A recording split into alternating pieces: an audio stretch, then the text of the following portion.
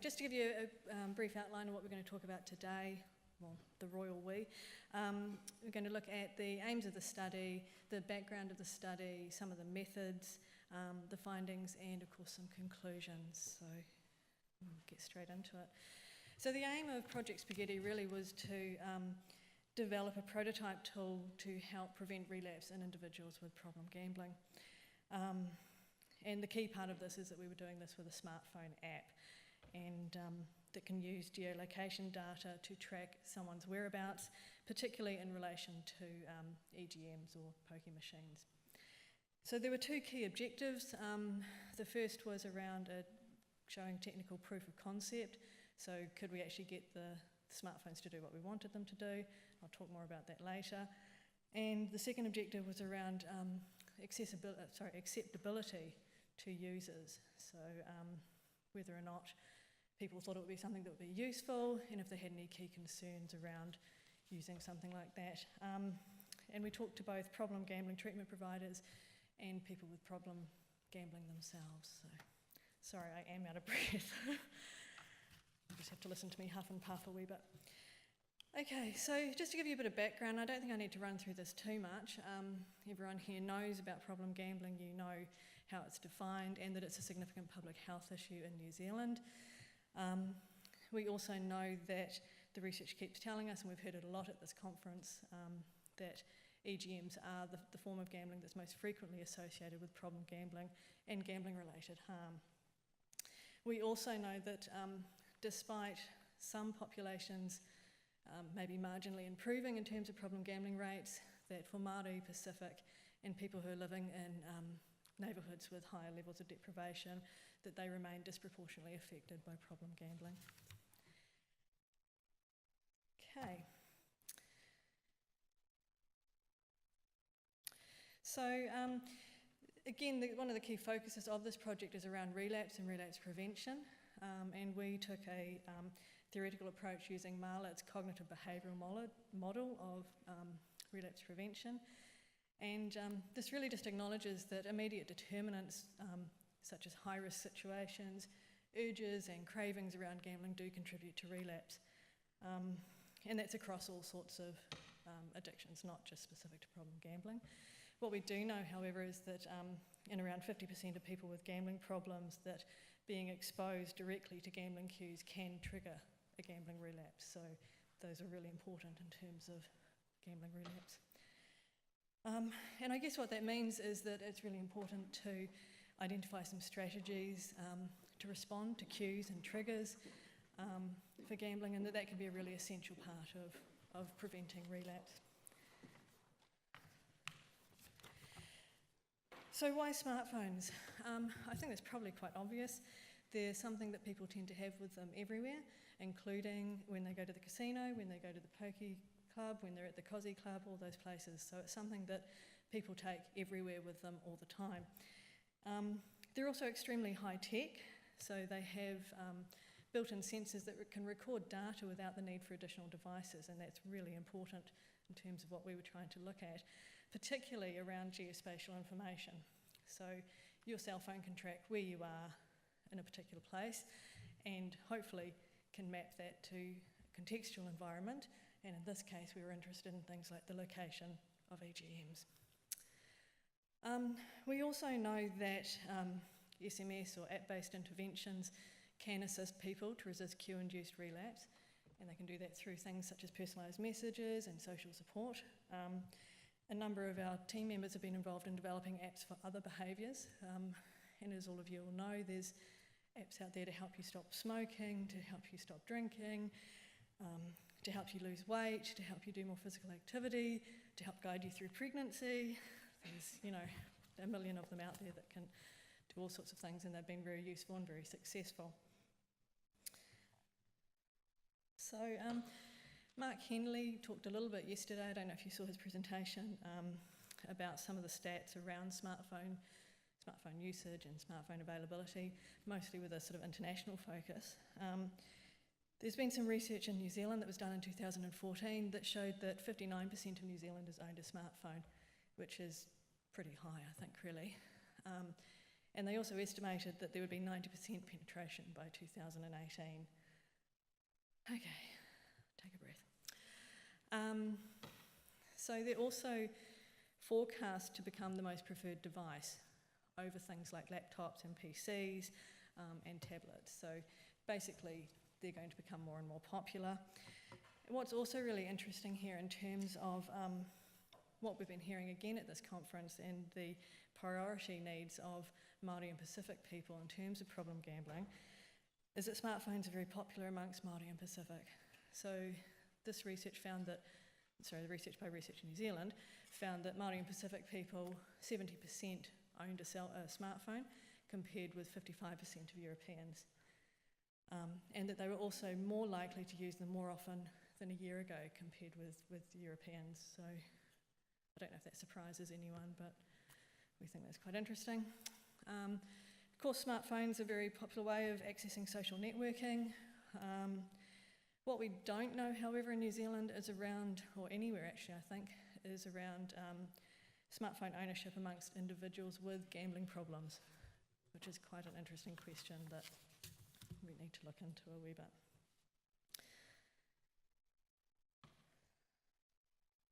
Okay, so given that we don't have a lot of time, I'm just going to skip through these next few slides quite quickly, but really the key message is that there are already some apps out there around problem gambling, so we don't have to completely reinvent the wheel. There is some information out there that we can build on. I think the key thing though around this project is that we're not aware of anyone else using the geolocation feature. And I think we have a very unique opportunity in New Zealand, given that the DIA, for example, has very accurate information on the location of each EGM. So we're able to map where EGMs are throughout the entire country, and that gives us a really interesting opportunity around mapping people's locations and their whereabouts in location to EGMs. Okay. So, as I said earlier, there were two phases to the feasibility study. So SPGETTI was a feasibility study.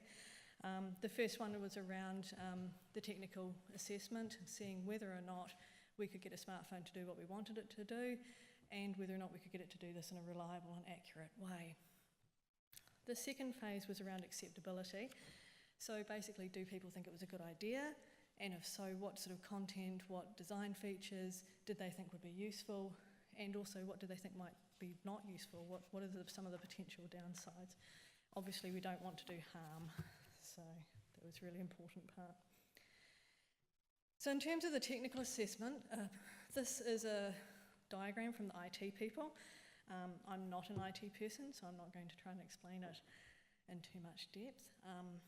But what we can say is that we successfully developed a prototype application that was able to monitor the location of users in relation to EGMs.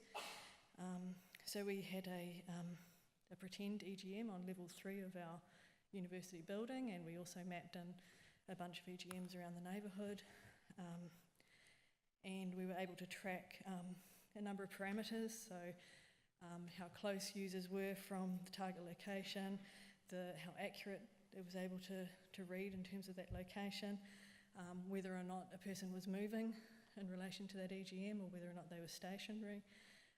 And we did quite a bit of field testing, so we had a number of the research team and research assistants who were guinea pigs for us, who sort of wandered around the neighbourhood with their smartphones.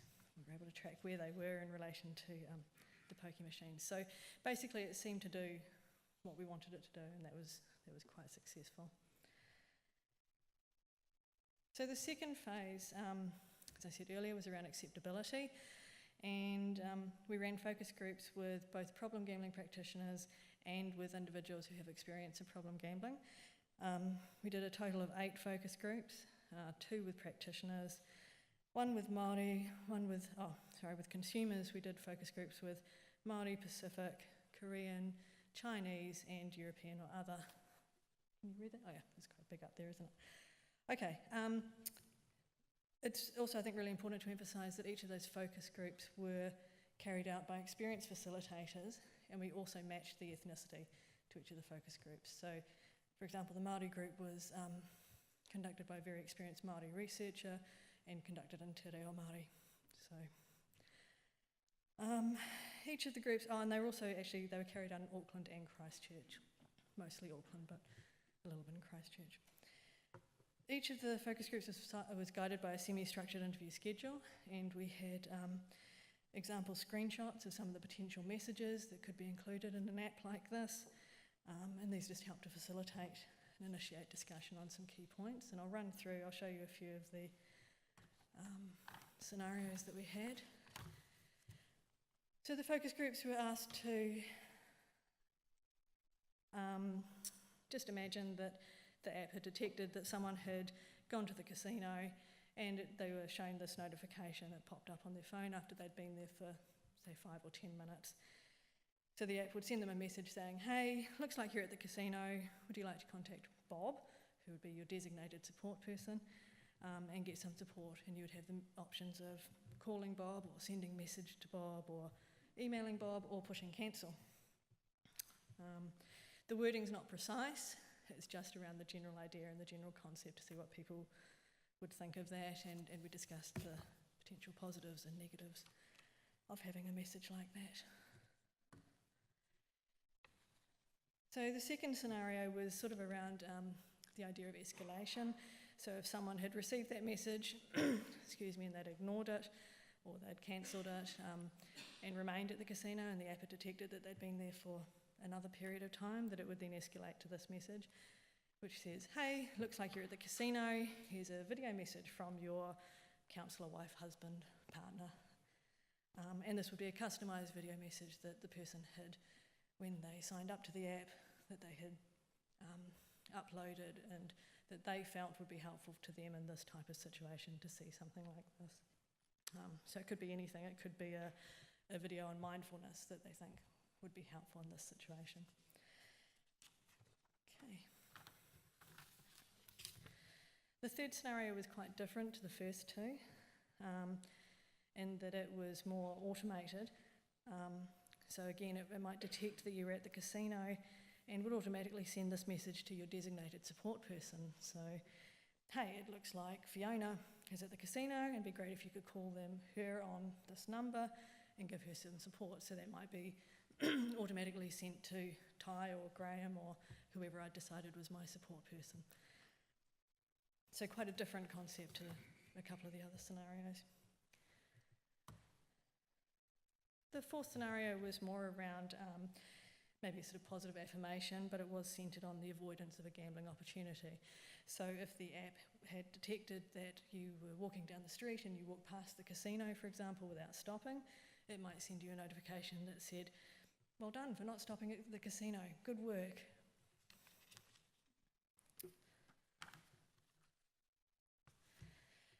The final scenario that we talked about with people was this one around sort of, we termed it I have an urge, and again the wording is not precise, it was just the general idea around each of these notifications. So this was sort of with the thought that if a user felt in need of some extra support at any time, they were having urges or thoughts of wanting to go gambling, that they could pull out the app and push this button that says I have an urge, and it would bring up some options that have been customised, that they had customised earlier. So it might be a photo of their family, a photo of their marae, might be some activities that they'd like to engage in, alternative activities. So again, whatever they think that might be helpful for them in that type of situation. Okay, so basically these scenarios were really interesting and elicited a huge amount of discussion and a huge amount of data. To try and summarise that really quickly, overall there seemed to be quite enthusiastic support from practitioners and individuals with experience in problem gambling. In particular, people were keen that it was something that was readily available, that they could have with them anytime, anywhere, and that it was using up-to-date technology.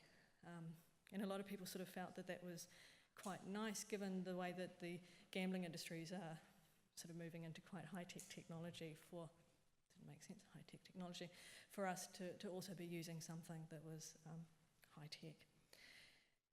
They thought it would be a really useful way of facilitating access to support networks, so through their whānau, other consumers, support groups, practitioners, and that it would be able, I guess, similar to pop-ups, that it might be a way that it could help people pause and actually consider some choices, but it would be in a more personal and meaningful way.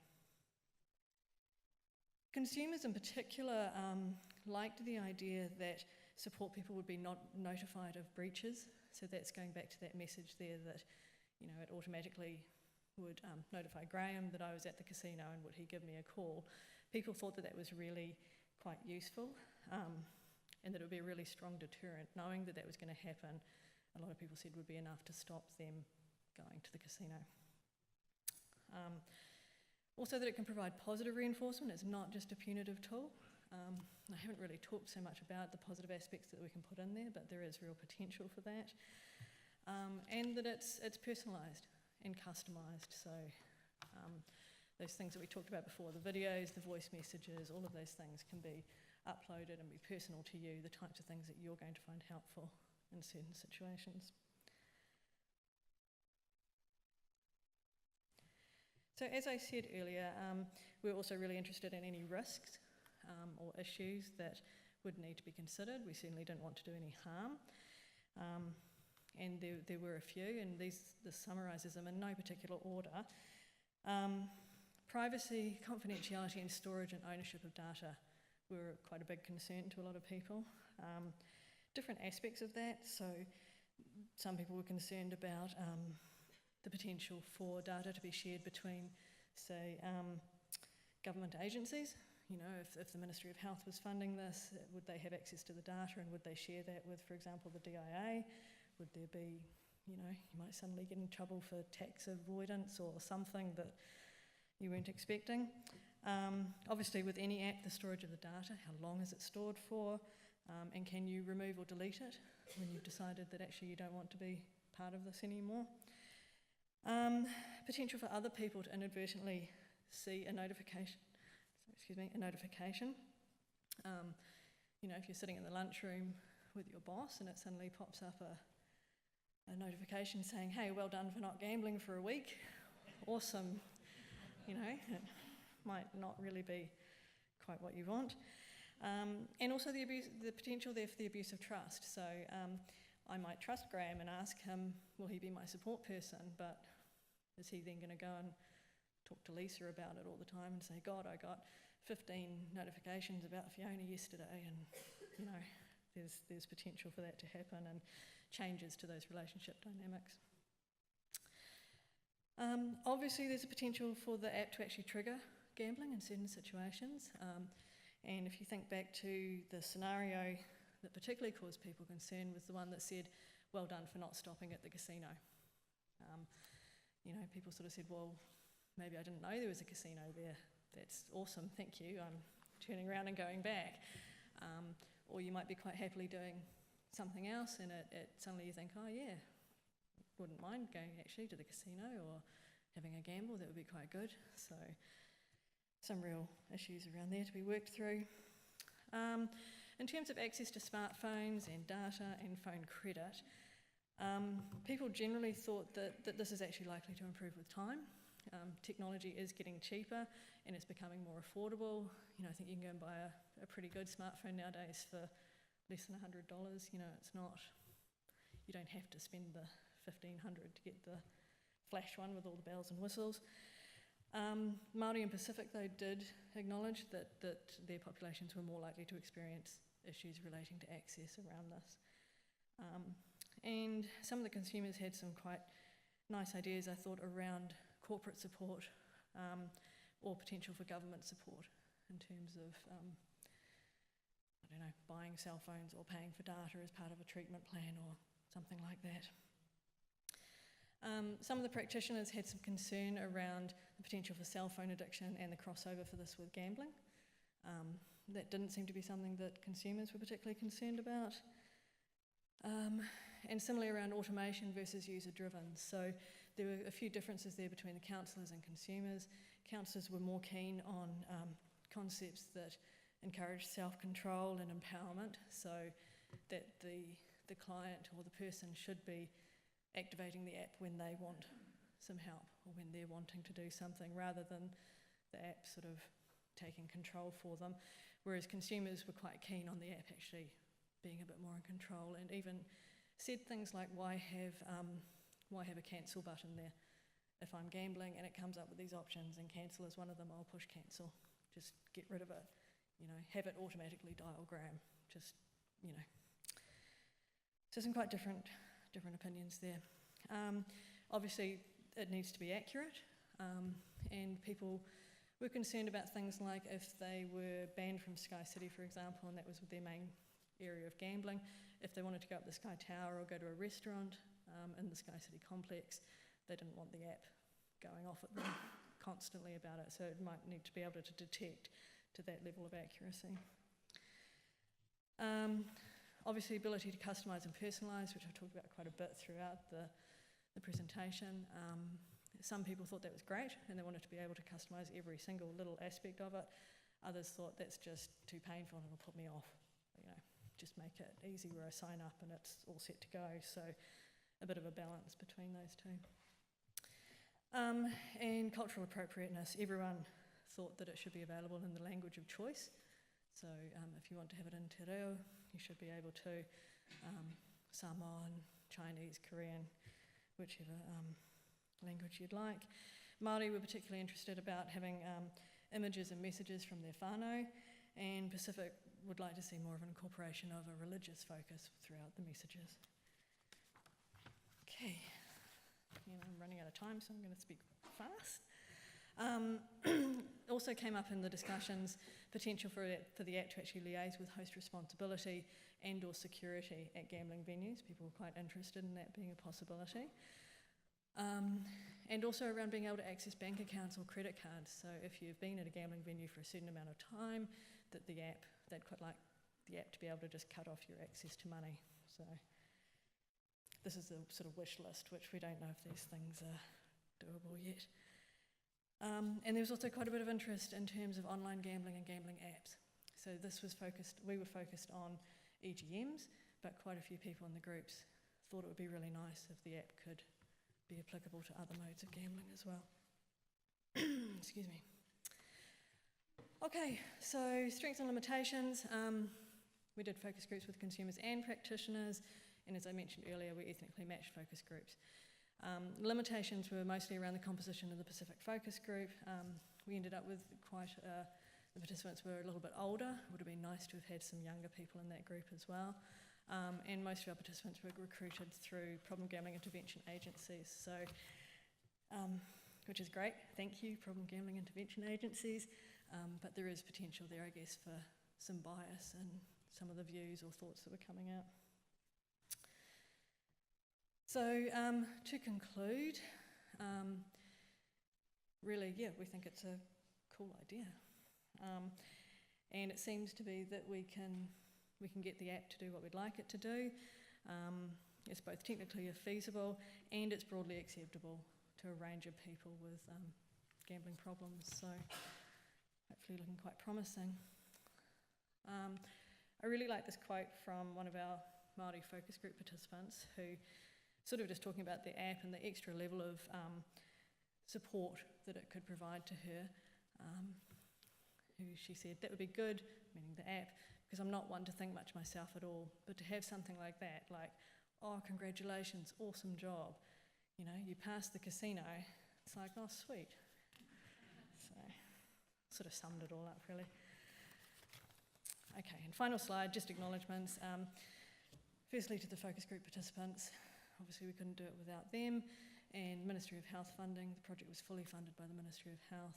Obviously, problem gambling treatment providers, in particular PGF, and the Asian services of PGF, who not only helped us with recruitment, but with running the focus groups and general guidance. So thank you, John, and your team.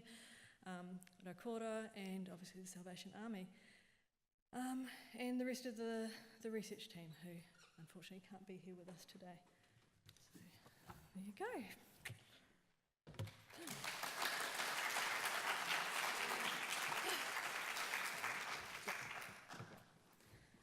Time for one or two questions. Hannah. Hey, Hannah.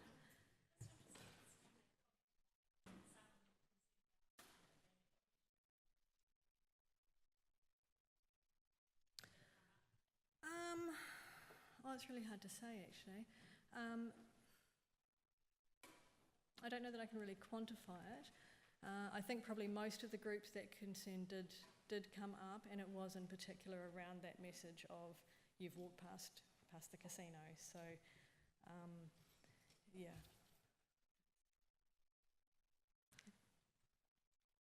Back. Hi. This sounds very similar to what I believe Paul Townsend at. Right. Do you know if they got off the ground? Not that I'm aware of, no. We haven't. Oh, yeah. I paid for it. Okay. And I was going to ask you this question. Playing with this protocol, one of the challenges we have from a technology perspective is you have to have the GPS on all the time. Yeah. It really drains the battery. Batteries. Yeah. So, you know, the reason we haven't. And how do we get over that? Because it really does shorten the battery life significantly. You guys tackle that? We haven't tackled it. We're aware of it, and it was an issue that did come up in the focus groups around use of data and use of battery life. So yeah, again, that's another thing that. And the other issue about sending messages, there's also obviously there are charges involved, Yeah. all that sort of stuff. But great ideas there. Cool. Okay, time for just one more.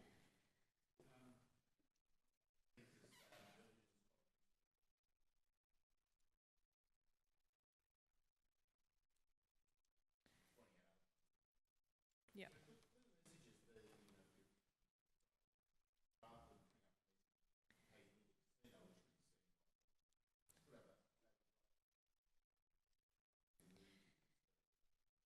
Yeah. Absolutely. Yeah, and a big part, I think, if this was to go further, would be that sort of generic positive support and positive affirmations that's not centred specifically on gambling, which, avoids that triggering issue as well, but is also obviously a really important part of recovery and relapse prevention. Yeah, absolutely. Thank you, Fiona. Cool. Sure you'd all like to Yes. say